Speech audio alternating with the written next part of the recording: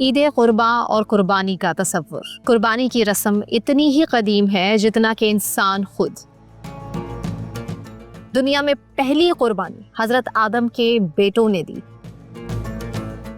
جن میں سے ایک قربانی قبول ہوئی اور دوسرے کو مسترد کر دیا گیا۔ قدیم مصر اور یونان میں خوبصورت بچوں، مردوں اور دوشیزاؤں کو دیوتاؤں کی بھیٹ بھی چڑھایا جاتا تھا۔ قربانی صرف صاحب استطاعت شخص پر واجب ہے اور اس کا مقصد قرب الہی ہی ہونا چاہیے۔ سنت ابراہیمی کی ادائیگی کے دوران ہمیں یہ نہیں بھولنا چاہیے کہ صفائی کو ہمارے دین میں نصف ایمان کہا گیا ہے۔ السلام علیکم، میں ثنا کیوان ویلاگ سینٹرل میں آپ کو خوش آمدید۔ میری اور میری ٹیم کی طرف سے آپ سب کو عید قرباں بہت بہت مبارک۔ آئیے عید قرباں کی تاریخ کا جائزہ لیتے ہیں۔ لفظ قربانی قربان سے ماخوذ ہے اور قربان عربی زبان کا لفظ ہے جس کا لفظی مطلب ہے کسی شے سے نزدیک یا قریب ہونا۔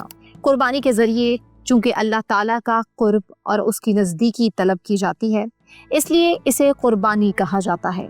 اصطلاح شریعت میں قربانی کا اطلاق اس خاص عمر کے مخصوص جانور پر ہوتا ہے جسے عید الاضحیٰ کے دن سے لے کر ایام تشریق کے آخری دن تک اللہ تعالیٰ کی قربت کے حصول کے لیے مخصوص شرائط اور سبب کے ساتھ ذبح کیا جاتا ہے۔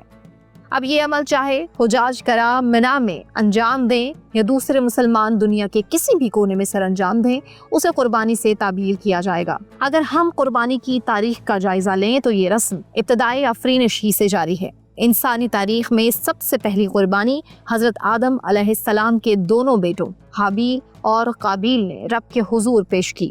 قرآن حکیم میں سورۃ مائدہ کی آیت نمبر 27 میں اللہ تعالیٰ نے اس واقعے کا ذکر کچھ ان الفاظ میں کیا ہے، اور ذرا انہیں آدم علیہ السلام کے دو بیٹوں کا قصہ بھی بے کم و کاس سنا دو۔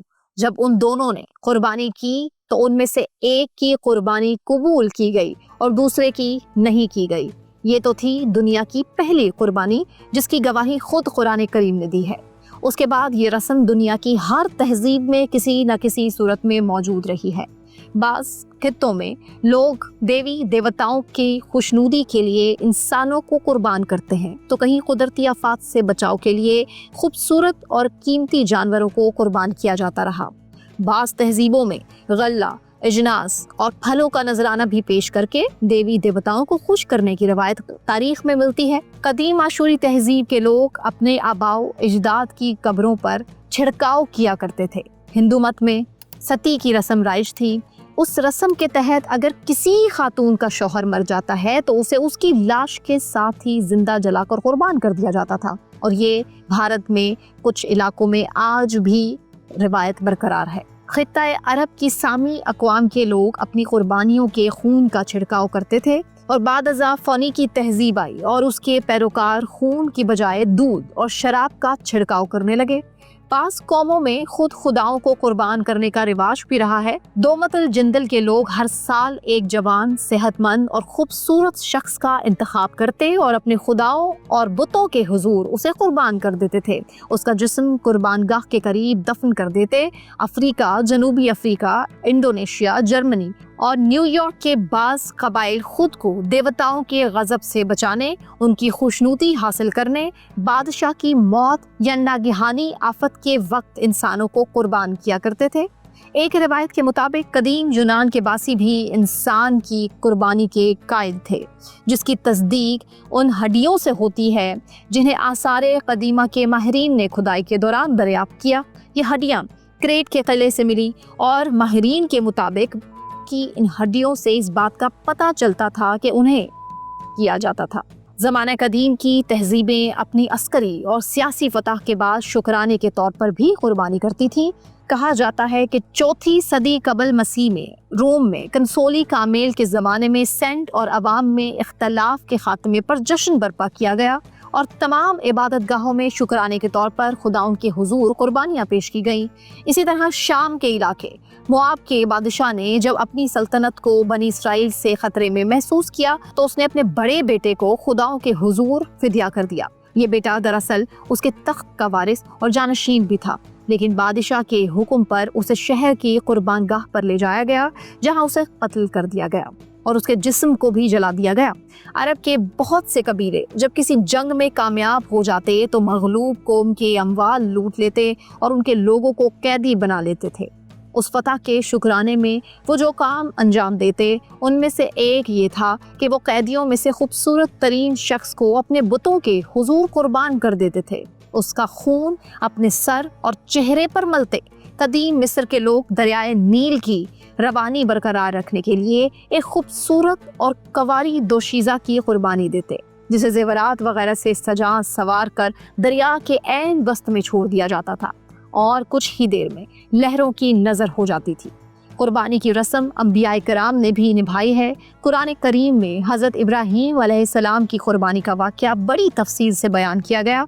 अल्लाह के पैगंबर हज़रत इब्राहीम अलैहिस्सलाम ने अल्लाह के हुक्म पर अपने बेटे इस्माईल अलैहिस्सलाम को कुर्बान करने की नीयत की। जब उन्होंने छुरी उनकी गर्दन पर रखी तो ऐन उसी वक्त अल्लाह ताला ने फरिश्तों के ज़रिए उन्हें एक मेंढा भिजवाया और उन्हें बशारत दी कि उनकी कुर्बानी बारगाहे इलाही में कबूल कर ली गई है, लिहाजा आप बेटे के बजाय इस मेंढे की कुर्बानी करें। यहूदियत में भी इस वाक़े का तस्करा किया गया, लेकिन उनके यहाँ रिवायत है कि हज़रत इब्राहीम ने हज़रत इस्माईल अलैहिस्सलाम के बजाय हज़रत इसहाक़ अलैहिस्सलाम को कुर्बान करने का इरादा बांधा था। उसके बाद के ज़मानों में हज़रत याकूब और हज़रत मूसा अलैहिस्सलाम का अपने अपने वक्तों में जानवरों की कुर्बानी करना तौरात से साबित है। हज़रत सुलेमान अलैहिस्सलाम के दौर में घोड़ों की कुर्बानी का सबूत भी मिलता है।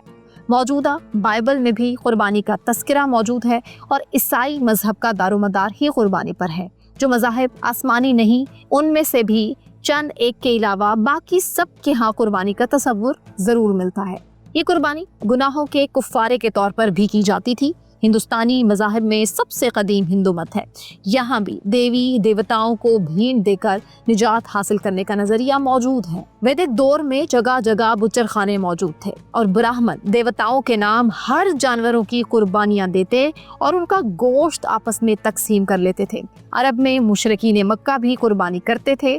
जब वो किसी बुत के नाम कुर्बानी का जानवर ज़िबाह करते तो उसका गोश्त उसके सामने रख देते और उसका खून बुत के जिस्म पर मल देते, और जब वो अल्लाह के नाम की कुर्बानी करते तो गोश्त खा जाते और उसका खून काबा की दीवारों पर मल देते थे और यही समझते थे कि ये खून अल्लाह तक पहुंच गया और हमारी कुर्बानी कबूल हो गई। अल्लाह ताला ने उनके इसी अकीदे को कुरान करीम में बातिल करार दिया है और सूरह हज में कुर्बानी की असल रूह को बयान करते हुए फरमाया, ना उनके गोश्त अल्लाह को पहुँचते हैं और ना ही खून, मगर उसे तुम्हारा तकवा पहुंचता है।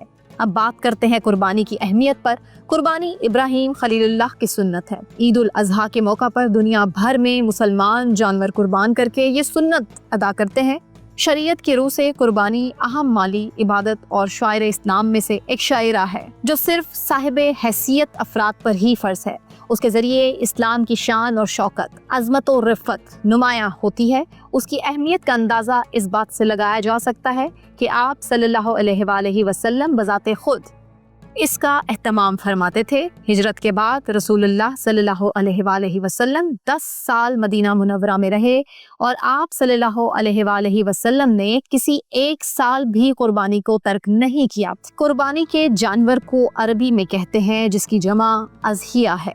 मनासिक हज में ये लफ्ज़ अज़ाही उस जानवर के लिए भी इस्तेमाल होता है जो हर साल 10 ज़िलहज को हज के बाद ज़िबाह किया जाता है और इसी मुनासिबत से इस ईद को ईद उल अज़हा या ईद कुर्बान भी कहा जाता है। वाज़े रहे कि इसका इतलाक़ हर उस चीज़ पर होता है जिसे अल्लाह ने कुर्बानी के लिए चुन लिया हो। जानवर की कुर्बानी के बाद अगला मरहला आता है गोश्त की तकसीम का। इस मामले में शरई असूलों को मद्देनज़र रखना इंतहाई ज़रूरी है। कुर्बान किए गए जानवर के गोश्त का एक हिस्सा गुरबा मसाकीन में तकसीम किया जाता है, जबकि दूसरा हिस्सा अजीज़ो अकारब और रिश्तेदारों के लिए, जबकि तीसरा हिस्सा ज़ाती इस्तेमाल के लिए रखा जा सकता है। अगर कुर्बानी खालिस्तन सदका होता तो उसे सारा का सारा गरीबों में तकसीम करने का हुक्म होता, लेकिन ऐसी कोई बात नहीं है, बल्कि यहाँ तक इजाज़त है कि कुंबे के अफराद ज़्यादा हो तो सारे का सारा गोश्त घर में रखा जा सकता है। اس لیے قربانی کا مقصد محض گوشت کی تقسیم نہیں ہے، بلکہ اس کے پیچھے کا فرما حکمت قربانی کے جانور کا اللہ کے لیے خون بہانا ہے۔ اس طرح عید الاضحیٰ یا عید قرباں کا بنیادی فلسفہ اللہ کی رضا کا حصول ہے، جس کے لیے قربانی کی جاتی ہے، اور اس میں حسن نیت اور اخلاص کا ہونا سب سے بنیادی شرط ہے۔ حضور اکرم صلی اللہ علیہ وآلہ وسلم ارشاد فرماتے ہیں کہ قربانی کا عمل اگرچہ قلیل تر ہی کیوں نہ ہو، صدق و اخلاق سے کیا جائے تو قبولیت کو پہنچتا ہے، اور اگر یہ عمل صدق و اخلاق سے خالی ہو اور معاشرے میں محض دکھاوے یا روب جمانے کے لیے کیا جائے تو قربانی کی چاہے پہاڑ کی طرح کے انبار لگا دیے جائیں، بارگاہ الہی میں ان کی کوئی حیثیت نہیں ہے۔ قربانی میں تقویٰ کی اہمیت کو اجاگر کرنے کے لیے اس بات کی طرف بندے کی توجہ مبذول کرائی گئی ہے کہ کوئی یہ نہ سمجھے کہ وہ قربانی کے عمل کو عزیز و اقارب اور محلے داروں میں اپنی حیثیت کا روب جمانے اور اپنی بڑائی کا تاثر قائم کرنے کے لیے بروئے کار لا سکتا ہے۔ اللہ کے ہاں کوئی بڑا نہیں ہے، سب انسان برابری کی سطح پر ہے۔ عین ممکن ہے کہ خدا کے ہاں کوئی سفید پوش یا فقیر زیادہ قدر و منزلت کا حامل ہو۔ ایسے بھی اللہ کے بندے ہیں جو 2 وقت کی روٹی کے محتاج ہیں، لیکن ان کا دل چاہتا ہے کہ کاش ہمارے پاس اتنے وسائل ہوتے کہ ہم اللہ کی راہ میں قربانیوں پر قربانیاں کرتے چلے جاتے۔ ممکن ہے کہ انہیں قربانی نہ کرنے کے باوجود محض حسن نیت کا اتنا ثواب مل جائے جو ریاکاری کی قربانی والے کو کبھی میسر نہیں آ سکتا۔ حضور اکرم صلی اللہ علیہ وآلہ وسلم نے فرمایا کہ جب ذوالحج کا چاند طلوع ہو جائے تو جو شخص قربانی کرنے کا ارادہ رکھتا ہو وہ پہلی ذی الحج سے قربانی کے وقت تک نہ اپنے بالوں کو کٹوائے اور نہ ہی ناخنوں کو ترشوائے۔ یہ آقائے دو جہاں صلی اللہ علیہ وآلہ وسلم کی سنت ہے۔ یہ عمل ابتدا میں حجاج کرام کے لیے تھا اور انہیں حکم تھا کہ ذوالحج کے پہلے عشرے میں مناسک حج اور قربانی ادا کرنے تک بال اور ناخن کٹوانے اور ترشوانے سے پرہیز کریں۔ بعد میں غیر حاجیوں کو بھی اس حکم میں شریک کر لیا گیا۔ اس میں حکمت یہ ہے کہ جب 10 دن تک وہ بال اور ناخن نہ کٹوائیں گے تو ان کی شکل انہیں بار بار اس عمل کی طرف متوجہ کرتی رہے گی کہ وہ اللہ کی راہ میں قربانی دینے والے ہیں۔ اس طرح انہیں قربانی کی عظمت اور قدر و منزلت کا بھی احساس ہوتا رہے گا۔ دنیا اسلام کی طرح پاکستان میں بھی سنت ابراہیمی کی ادائیگی کا خاص طور پر اہتمام کیا جاتا ہے۔ ہر سال کی طرح اس سال بھی شہر شہر منڈیاں سجی ہیں اور لوگ خریداری میں مصروف نظر آ رہے ہیں۔ آج کل ہر گلی محلے میں بھی گھروں کے باہر قربانی کے جانور بندھے نظر آتے ہیں، جسے بچے بہت زیادہ انجوائے کرتے ہیں۔ ایک چیز جس پر ہر سال ہم بحث تو کرتے ہیں لیکن نہ تو اس پر کوئی انفرادی طور پر عمل کرتا ہے اور نہ اجتماعی طور پر کوئی کوشش بھی کی جاتی ہے، اور وہ چیز ہے عید قرباں کے دوران صفائی کا خاص اہتمام۔ جی ہاں، حالت یہ ہے کہ جانور کی آلائش کو مناسب جگہ ٹھکانے لگانے کی بجائے گلی کے نکر پر پھینک کر آنے اور جانے والوں کو نقصان پہنچایا جاتا ہے، اور لوگ آتے جاتے ہمیشہ حکومت کو کوستے دکھائی دیتے ہیں۔ عید کے روز ہر گلی کے کونے پہ آپ کو آلائشوں کا ڈھیر نظر آتا ہے، اور لوگ سنت ابراہیمی کی ادائیگی کے ساتھ ساتھ یہ بھول جاتے ہیں کہ صفائی بھی نصف ایمان ہے۔ اور ہاں، عید قرباں کے ٹائم پہ جانور کے حقوق کا خیال رکھنا، اس کی خوراک کا، اس کے پانی کا خیال رکھنا بھی سب سے زیادہ ضروری ہو چکا ہے، کیونکہ ہم سوشل میڈیا پہ اس طرح کی کتنی ہی ویڈیوز دیکھ چکے ہیں کہ جانور کو بڑی مشکل سے کار کے ٹرنک میں بند کر کے لے جایا گیا اور کتنے ہی جانور موت کے گھاٹ اتار دیے گئے۔ ہر سال حکومت کو کوسنے کی بجائے آج ہم اور آپ عہد کرتے ہیں کہ عید قرباں کے دن ہم قربانی کے بعد آلائشوں کو مکمل ٹھکانے لگائیں گے۔ ہم صفائی ستھرائی کا بھی اتنا ہی خیال رکھیں گے جتنا ہم اپنے گھر کی صفائی ستھرائی کا خیال رکھتے ہیں۔ اور اس ویڈیو پر کامنٹ سیکشن کے ذریعے بتائیے کہ کیا آپ اس تجویز پر عمل کریں گے اور اپنے ارد گرد کے لوگوں کو بھی کنونس کریں گے کہ انہیں صفائی اور ستھرائی کا بھی اتنا ہی خیال رکھنا ہے۔ اور ہاں، جاتے جاتے ایک بار پھر سے میری اور میری ٹیم کی طرف سے آپ کو عید مبارک، اور قربانی کا گوشت پکا کر ہمیں اور ہماری ٹیم کو کھلانا مت بھولیے گا۔ ہم آپ کا انتظار کریں گے، کامنٹ سیکشن میں بھی ضرور بتائیے گا۔ اپنا خیال رکھیے، اللہ حافظ۔